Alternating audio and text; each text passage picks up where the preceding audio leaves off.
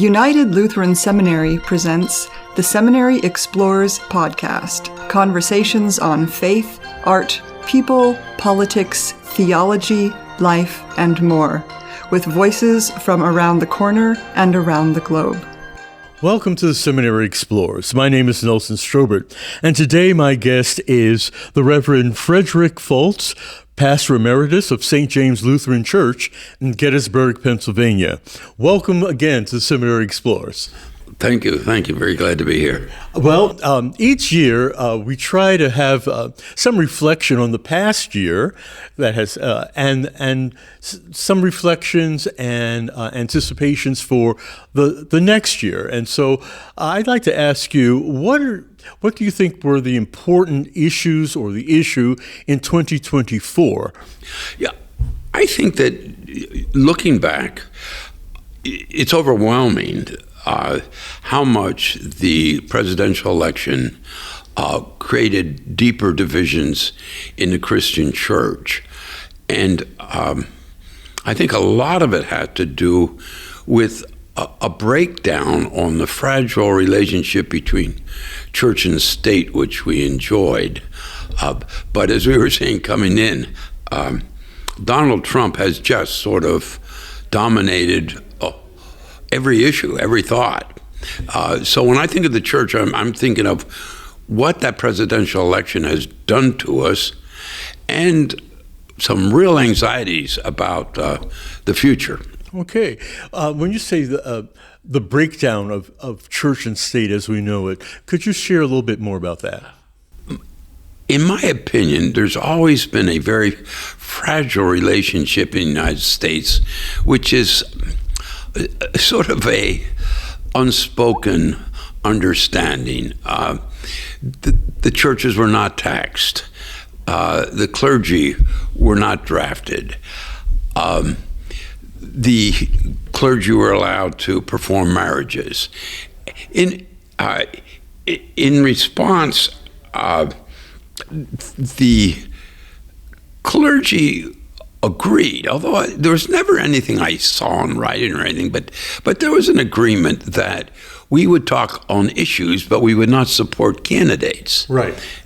That has broken down. Churches very openly supported Donald Trump, and when you say churches, are there specific denominations or groups of Christians that would you say were promoting his candidacy, and those who were not speaking about it? Well, and we saw some of leaders of megachurches in public laying hands on him as right. God's person, but also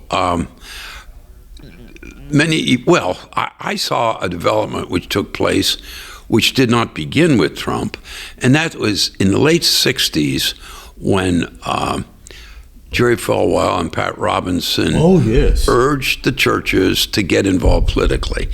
And they asserted that secular humanism was destroying our society and was out to close the churches. They focused on two issues: anti-abortion, anti-gay rights, and that they promoted a third, which was freedom of religion, which is very seldom talked about. But the idea was that secular society was not allowing Christian people to practice their beliefs. And of course, that's always been so. We don't have polygamy. Right, yeah, that's true. but they were saying the issues which we saw in the paper. Someone who said, "I will not support in my business gay clients," right, and that type of thing, which that came up. We paid attention to that, but then in I think 2009, Robert George, the big conservative Roman Catholic a scholar out of Princeton. He got together evangelical and Roman Catholic leaders to sign the Manhattan Doctrine. Oh, could you say what that doctrine? The doctrine essentially said, sort of agreed, maybe a little more sophisticated language with Falwell and Robinson, but said, we are called by God to work together politically, even though we don't agree totally theologically in all issues, but we do in these two issues, and we should work together to do that. And again, there was mention of this freedom of religion, the aspect that I see it as sort of paranoia, but it certainly was advancing the idea that there are groups out there trying to close our churches. And so that, I guess what I see then as the next development, and I think it's worth mentioning, is that with Donald Trump's candidacy, he was into making a deal, and this group readily advanced that his candidacy. Yeah, I guess they promoted that and said that, but where was the data to verify this? Verify that they promoted him? Yeah, to verify that these, closing of churches. Nothing. Yeah, I don't think there is any. I think it has this. I see almost the same paranoia in those groups as there is in the Trump campaigns of saying they're out to get us. I'm the only one standing in their way. Right. So I think it became a drive for power, and I think that it just it was almost too big a temptation when Trump offered that power in making a deal. Okay. And they said many of them that I read, at that sort of everyday level, said very clearly, we're supporting him because he supports these two issues. Okay. Yeah. Huh. How do you feel? How does he continue, in your opinion, to be able to capture the minds and the thoughts of so many people? That's it puzzles me too. What I read is someone like Robert George, very sophisticated, he says, let's face it, this guy's a lousy person. This guy is throwing us under the bus. And we should recognize that, but we still should vote for him. I mean, he posted this over and over again. We still should vote for him because of these issues. And he very openly says, our hope is going to be in rebuilding the Republican Party, and our hope is in Vance, because he says, Vance is a Catholic. Vance really does believe this. He's not just doing it for political purposes. So now there are others too, though, Nelson, that blow my mind in a sense, who really still support him, that I read by saying he's really for the common person. And they see total corruption in the Democratic Party. And so they're saying he's for the common person because he's going to lower our taxes. Well, now, in response, as you say this, my muscles are tightening, but the evidence. I mean, let's say even during the election time, and the charges that have been brought against him, his attitude towards women, towards ethnic groups. Very blatant, which is anti-gospel. And for me, he did not represent good news. And I think I consider myself an average person. I'd agree. I'm right there, with the same puzzlement of saying now. Some of the conservative pastors that I follow, I guess you would say, their feeling is politics and religion are separate. Now, this isn't George, right, but these guys are saying politics and religion are separate. My politics are my personal religion, and it has nothing to do at all with what I preach from the pulpit on Sunday. I don't see how you can do that in this modern world. Yeah. But they're very, very clear about that, and they will. The one fella will regularly post. Remember, my Facebook comments are my personal opinion, and we can still love one another in spite of our differences. He obviously is feeling. He's also someone that which blows my mind. He will go to Trump rallies in his clerical collar, and of course they will set him behind the president, so he's on camera, right? And he doesn't, in my mind, doesn't seem to understand they're manipulating you. Yeah, exactly. Yeah. Exactly. I think there are many people that we've seen whose faces we've seen on television or in newspaper who, in my opinion, have been used. Yes. Yeah. And again, it goes against how the gospel calls us to love our neighbor and speak up for our neighbor and the well-being for our neighbor. And everything that I hear coming from a certain facet of the political system is just against that. Yes, I actually even write sometimes about it. It seems to me it's directly opposed, and then you start going down over the issues, one after another. It's opposed. It's not just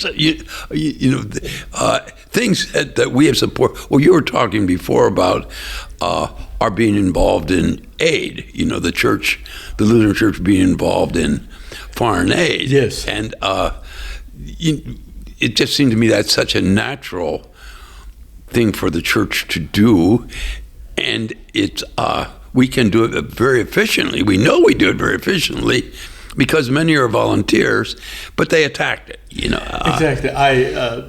For our listening audience, I received a note from one of our former international students who, is on the continent of Africa working for an agency that provides medical care and food for those people who in the villages who are poor. And the announcement of the U.S. taking that aid, he was confounded. He could not understand how a government would deny people food and medical care for their well-being, for the well-being of their country, and again, for the well-being of relations between that country and our country. One of my friends worked in the U.S. Information Service, mm-hmm. which has to do with establishing relations, bringing in artists. But so he's very concerned about programs which speak honestly about Our Mm-hmm. He says we have to do it honestly because people know. He said, so you have to say our warts and all. But he's concerned one after another with the State Department. He said Voice of America is being closed down, and he is, when he talks to me, he's almost saying, every day there's something else I think is essential is being attacked. Right, but every day I think, well, things are at a low point. Can they get any lower? And I hear the news or read the news, and something else disturbs me. But not only me, but millions of people who are affected by these decisions. Well, and we were talking. I think there's a very big question in the church how do we handle this? And I think right now there's great anxiety. We don't know. Many of my friends who are Lutheran pastors, many are saying they feel they have to speak truth to power. They feel they have to engage in conversations like ours, and they are. But they're saying there's danger in it because they do have people in their congregation, many of them who have in very high leadership positions, who are Trumpites. Right. I guess that's the question I wanted to ask you. How does one preach in a congregation where we have people from from the two major parties, but other parties as well, yes, and affected by what we hear in the news? How do we preach that word? I went through the Vietnam War, anti-Vietnam War movement, and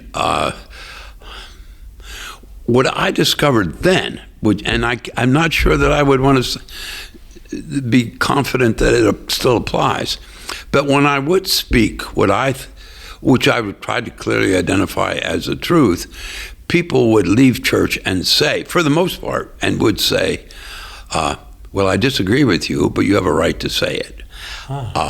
So I'm encouraged by that, of saying that along in here, we have to overcome this fear of people retaliating and still speak, which I think the church is trying to do.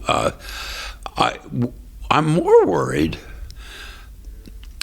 Yeah, I guess I'm not so worried about my friends. I am worried about there being the pain that comes, because I experienced some of the pain.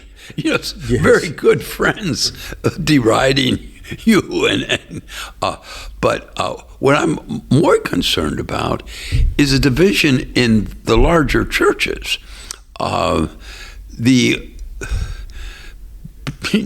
Certainly one of the biggest conservative advocates against abortion and gay rights was Bob Jensen, who was a member of my church. Yeah. For those in our listening audience, Robert Jensen was a professor of systematic theology at the Lutheran Theological Seminary at Gettysburg. Right, and he had more and more trouble with the fact that I did not go along with his very, very strong anti-abortion, anti-gay, that I read the gospel differently. But he still was, for the most part, a good churchman. Now he eventually moved further and further away. Exactly. And then he left the town to.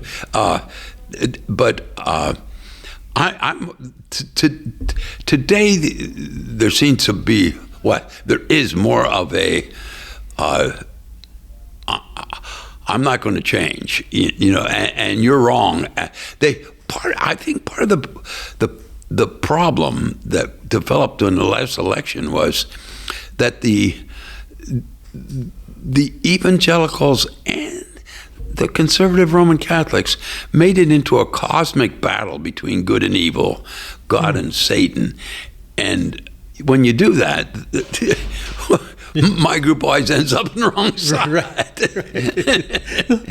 Well, the other issue I'd like your opinion on is that I don't hear, maybe I'm not listening to the news at the same time, but I don't hear newscasters talking about what our major denominations are saying in reaction to the actions that this new administration is taking. Yeah, and I don't know do you see any reason for that? Or the only reason I see right now, and of course I see that in the great anxiety we've been expressing all along, is there is fear of violence, there is fear of retaliation, there is fear of the unknown. And I get the feeling that an awful lot of the good media just have decided, hey, we don't want to attack the churches, but we also don't want to support them if the Trumps are going to then put us down. Now, that has happened with the Lutheran churches. Yes. Remember that Mastriano, the former president of the seminary, wrote a letter and has been very vocal in saying, hey, when you invoke Martin Luther to support not wearing masks during COVID, you're misusing him. That still is used, so that I'll still see among conservatives that Lutherans are a sect which does not follow Jesus. Some of it has been picked up, or at least is very, very similar to what we got with Mastriani. And Mastriani will still say that, with Robert George, when he writes about the ELCA, he'll refer to us as a disgrace. Wow. He said, "What a disgraceful denomination." And that's what bothers me, is this division between classic Christianity, not just Christian nationalists, but as we were saying before, conservative Roman Catholics, evangelicals. We used to be able to live together and do things together. Right. Now it's cosmic battle against evil, and we're evil. Very marginalized. Yeah. Time is almost out, but what hope do you see, or what can we envision for 2025? Somewhat along that line, what surprised me, I do an online deal, and the online people responded to a lesson I wrote, which said, we should remember that the Bible is written to people who did not have power, that almost all of the Bible was written to people who were living under foreign emperors or kings, which they evaluated as lousy, and therefore the Bible itself gives us insight into, speaking the truth, how do you live under an oppressive power? I was surprised at how many people said, that was helpful. So I guess that's where I see hope, is sort of where you started, in a way of saying, we have to speak the word of God in preaching, and that's going to be primarily in coming up with biblical texts, or preaching on the biblical text in the original setting. Indeed. Well, I can't believe that our time is up. But I want to thank you for sharing your insights as we in this community and communities around this nation and communities around the world deal with a new administration and a new way of being a country. Yes, thanks. Being a country. Glad to be here. My guest today has been Pastor Frederick Foltz, Pastor Emeritus of St. James Lutheran Church in Gettysburg, Pennsylvania, and we have been talking about what has happened in 2024 and what we can anticipate in 2025. For the Seminary Explorers, this is Nelson Strobert. Have a good day. You have been listening to The Seminary Explorers, a production of United Lutheran Seminary with campuses in Gettysburg, Pennsylvania and Philadelphia, Pennsylvania. We invite you to visit our website at unitedlutheranseminary.edu. All opinions expressed on this program are not necessarily those of United Lutheran Seminary or the Evangelical Lutheran Church in America.